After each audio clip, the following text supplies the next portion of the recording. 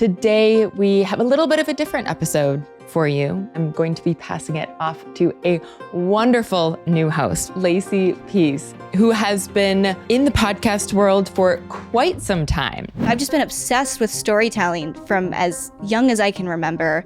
And it wasn't until very recently that I started to realize that this was translating into what we call customer experience. That at the basis of every single brand experience is a story you're trying to tell for your customer. So Lacey, what types of guests can the audience expect moving forward? Hello, everyone, and welcome back to Experts of Experience. I'm your host, Lauren Wood. This will be my last episode as the host of Experts of Experience, and I'm going to be passing it off to a wonderful new host, which I'm going to introduce to you in just a moment.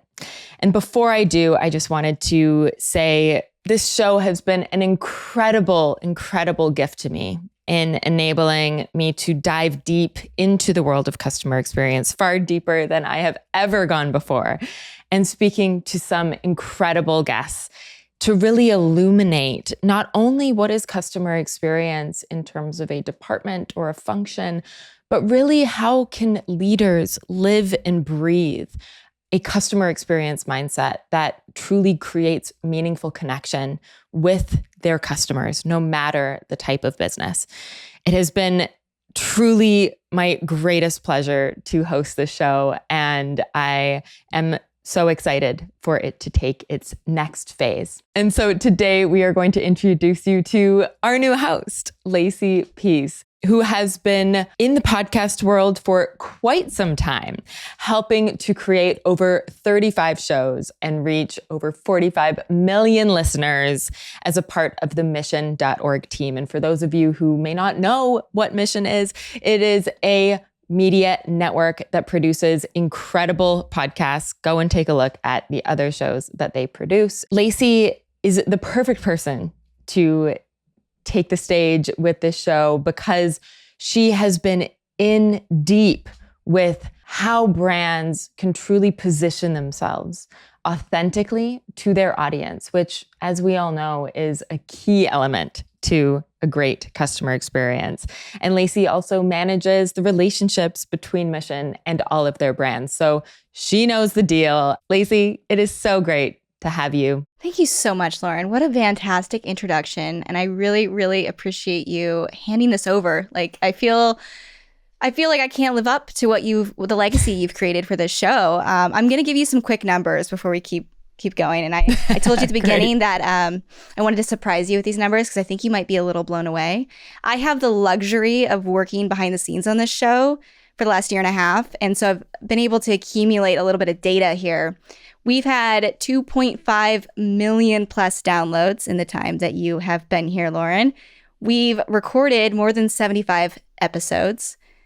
We've recorded more than 3,300 minutes of conversations with you. 3,300 minutes. I love it. Yes.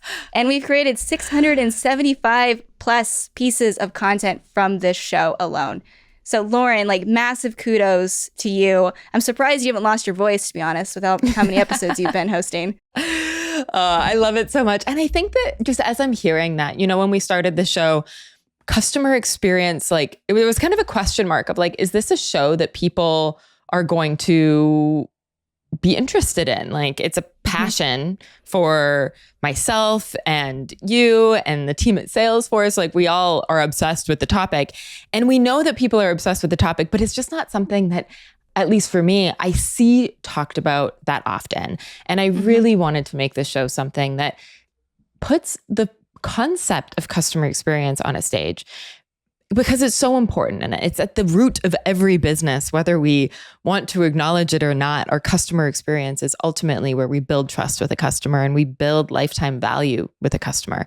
It all comes down to the experience. And so I'm so grateful to have had the opportunity to really talk about this at length, as you just shared, and really see all the different perspectives and pieces of insights and lessons that these incredible leaders we've had on the show have learned. Thank you again for the opportunity. And I'm so excited for what is to come next. Well, you've really flipped this on its head, right? A lot of people think of customer experience as the end point, right? It's something that we build out this thing and then, customer experience happens by default. But what you've done is put it front and center stage, as you said, right? Where we are saying that customer experience should be the first part of our conversation. And then what we build gets to be built around what that experience is we want to create.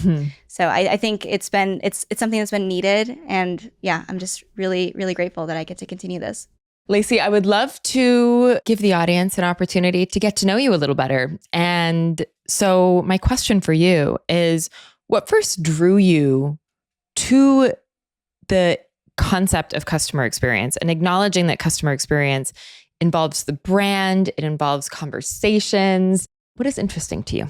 For me, it wasn't even customer experience at first. At least I didn't know to call it that. So whenever I was young, I was obsessed with stories and what stories people could craft. This could be fiction, nonfiction, or even the story that I felt when I would travel somewhere. So I got the opportunity to travel a lot growing up, and walking into one restaurant or place, like what was the story that I felt was unfolding with my interaction with that place, with the people there. So I've just been obsessed with storytelling from as young as I can remember. And it wasn't until very recently that I started to realize that this was translating into what we call customer experience. That at the basis of every single brand experience is a story you're trying to tell for your customer. So that's, I think, what drew me in at the beginning. And then over the last, decade of working with some of the largest B2B brands, just really seeing where their gaps are in this experience and helping support them through that. Something that I am excited to be able to share with others. I think that your story probably resonates with a lot of people, where none of us got into this being like, I want to work in customer experience. It's like not what is that thing. What is that? It's like, it just is. And now customer experience can be seen as like a customer service team, or a lot of people might acknowledge it as that. But really it just goes so much deeper, as you just shared. It's something that is like, it's an essence almost more than it is a department. At least that's how I see it. It's more of a mindset. Yeah, it's like an emotional feeling. Like I get this emotion when I enter this building. Why is that? Why is it in this store I feel a certain way? Is it the smells? Is it the music? Is it how they smiled at me when I entered? Yeah. So there's just a lot of things growing up that I would pick up on. And being able to see how that comes together more professionally now is super interesting. What topics are you excited to explore as the host of Experts of Experience? So something you've touched on a lot with guests recently, and something I hope to continue to get to talk with them about, is AI's growing impact, and especially the digital workforce that is now being created in this space and across entire businesses. AI is moving fast, and I can only hope that our audience and as a host, I can keep up with it. So I'm just really interested in getting to talk to more folks about AI, how it's transforming the organization, and ultimately how it's making the customer experience better. And something that you've mentioned a lot, Lauren, is employee experience. And I feel like what I've seen in these conversations is no one can have the customer experience is improving from AI without first saying that the employee experience is also improving from AI. So just highlighting those like war stories of people in the midst of it right now, because let's be real, no one's done. No one's like, oh, check the box, AI implementation is complete. No one has met the end goal yet, nor do I think there is really an end to this, because it's just going to be new technology every single day, really. So yeah, being able to share more of those stories, share the tools people are using, and really the practical advice and practical tips that people can apply to their businesses. We are just at the tip of the iceberg, like the very tip of the iceberg when it comes to AI. Like you said, there's such a great use case for AI in customer experience. It's so obvious that we can have AI answering customer inquiries, answering tickets, even doing voice, which is all very true.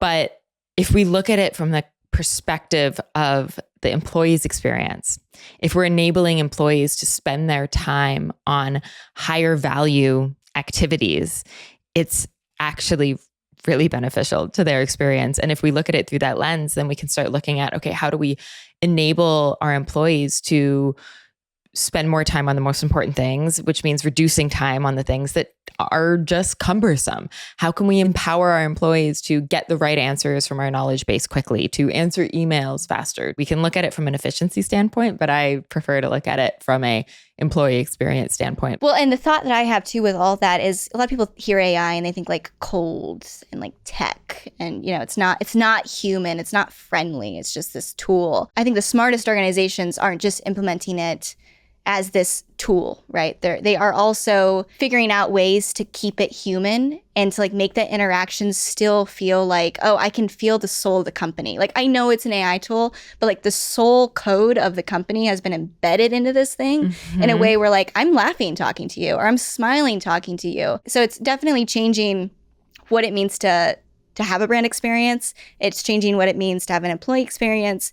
But at the core of it, I want to highlight like, okay, it's not just tech. It's something that's letting us be more human. And Lauren, I do commend you for how you hosted this show. You always bring it back to that human touch point, that human experience. And I'm only hoping I can carry that through a little bit. I'm sure you will. So Lacey, what types of guests can the audience expect moving forward? I'm really excited to share that we're going to be highlighting even more brands and more industries and companies of different sizes. So I'm excited to talk to some small businesses, medium-sized businesses. I feel like there's a huge opportunity there to highlight how they're using AI and how they're providing unique and different experiences. So really excited to go there. And then also we're going to be talking to more CIOs and CPOs and CMOs and VPs of marketing and all the different job titles you can imagine, because something that I want to continue to carry through, Lauren, is that CX is everyone's job. So bringing on all the different leaders so we can have this cross conversation in the C-suite and in the marketing departments and in the sales departments that shows that like CX gets to be at the forefront of everyone's mission, everyone's jobs, and just being able to highlight the organizations that are doing that right. It's one of the things that I think has been the most illuminating in hosting this show, or just in the past 75 episodes that we've done. Most successful companies are the ones that see customer experience as a mindset that everyone in the organization should hold, from the sales team and the customer success team to the finance team to the HR team. Everybody, if everyone adopts that mindset, the customer experience will be better and the business will be more successful. I don't just want people to see, oh, this is a customer experience show and which should only be listened to by customer experience people. We are all in customer experience. If you are in business, you are in customer experience. So this applies to everyone. Well, Lauren, I can't let you get off this microphone without asking you this question. What were the top lessons that you've learned in those 75 plus interviews? I've learned so much. This has been truly a masterclass in business. Like I just said, it's not just customer experience, and being able to really hear from top leaders, people who are at the top of their career, their peak of their career, who have seen so much sharing information with us. And it's also come at such an interesting time because of AI. And even when we started this show a year and a half ago, AI was nowhere near where it is now in April 2025. And still, we are at the tip of the iceberg. But what I will say is that AI is radically changing customer experience. That might seem like an obvious statement, but it is wild what is happening. As a consumer, we can be excited because we will not need to be on hold any longer. Like I would say in a year or two, we're not going to be dialing and being like, please hold, you have to wait 45 minutes. That, or like 2 hours, like that, we are done.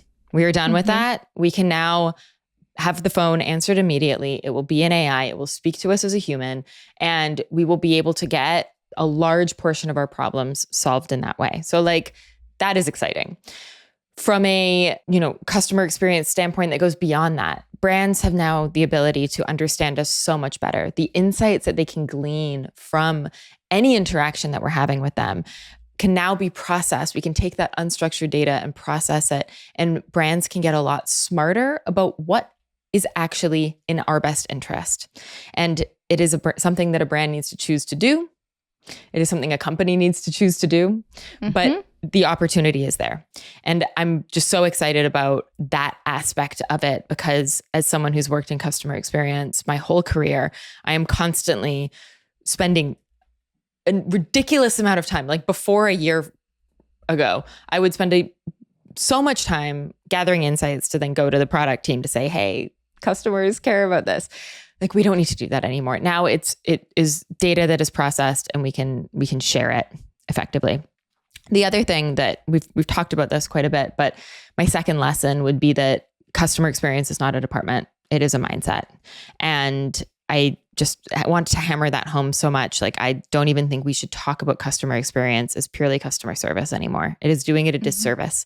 Customer experience is a mindset that goes through the entire business.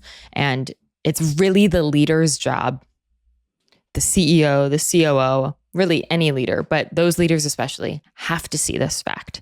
My third lesson that I've taken from the show, and we've mentioned it already here, is that to have a great customer experience, we need to have a great employee experience. We know, and there has been a few episodes where we've gone specifically into this topic.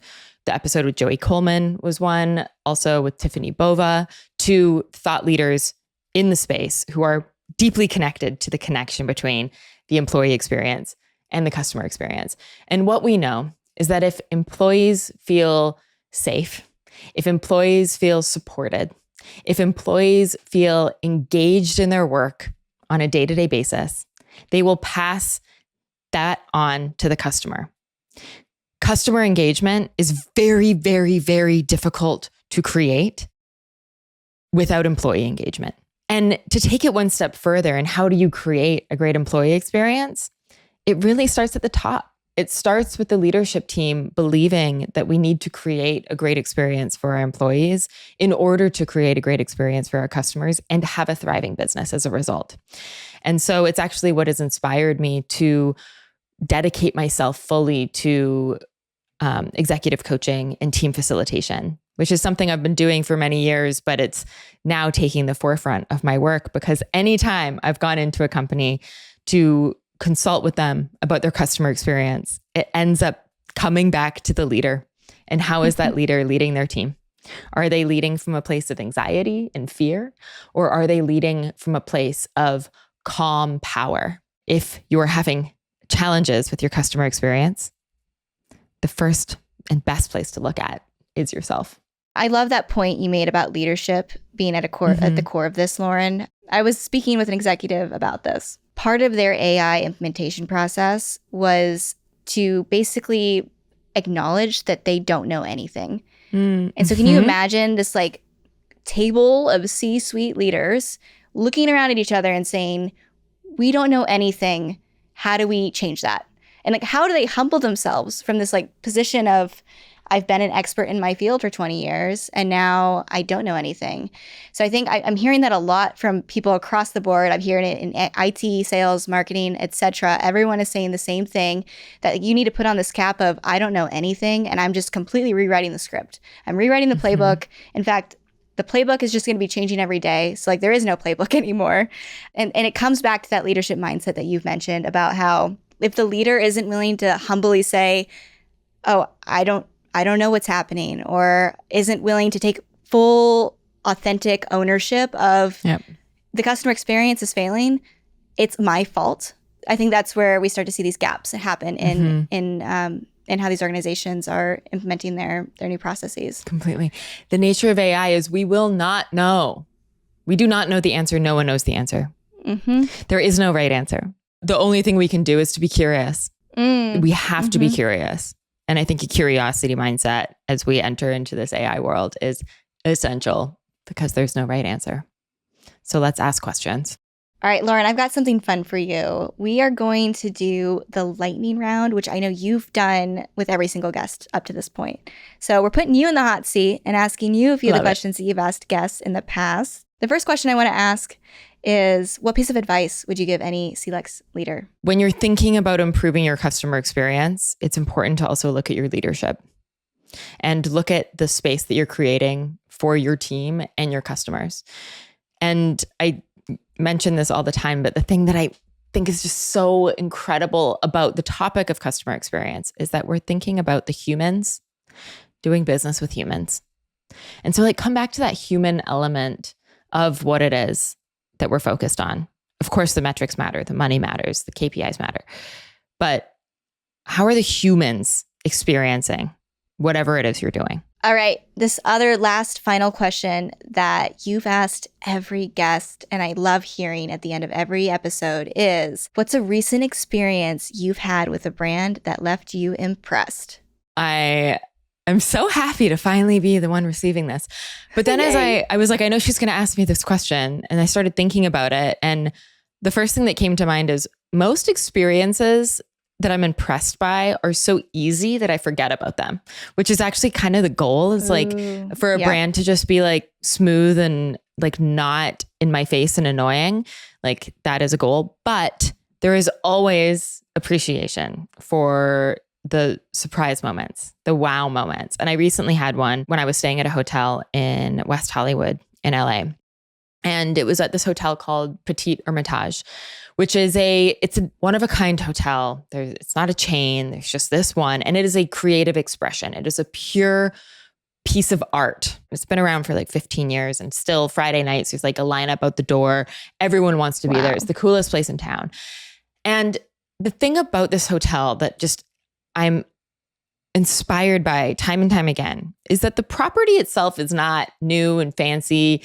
It's kind of like kitschy in its design, but it's expensive and it is classy. And the thing that stands out to me is the way you feel when you walk in that space. You feel like I am in another world. I am in some authentic expression of someone's crazy mind. And I am here for it. You know, they have like little, I don't know, like weird statues, and they have like cookies inside of a container that says Quaaludes on it. And like, oh my goodness. Like, so you went like down Alice in Wonderland, down into the rabbit hole. Yeah. Exactly. But the last thing I will say about this experience, that it's not only the hotel's amazing and it's like really wonderfully done, but it was my birthday. And my partner tells them when we're checking in that it was Lauren's birthday. And she's like, I'm going to send something to your room in a moment. Super nice. You know, a lot of hotels would do such a thing. And here comes a bottle of nice champagne and some dessert. Amazing. But the thing that stood out was a handwritten note.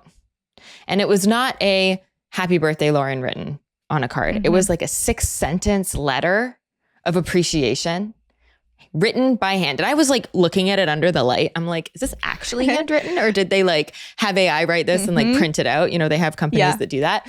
They do. Someone like sat down and wrote this letter to me. And it was the sweetest thing. I told all my friends, I posted about it on LinkedIn. It is the human connection that stands out.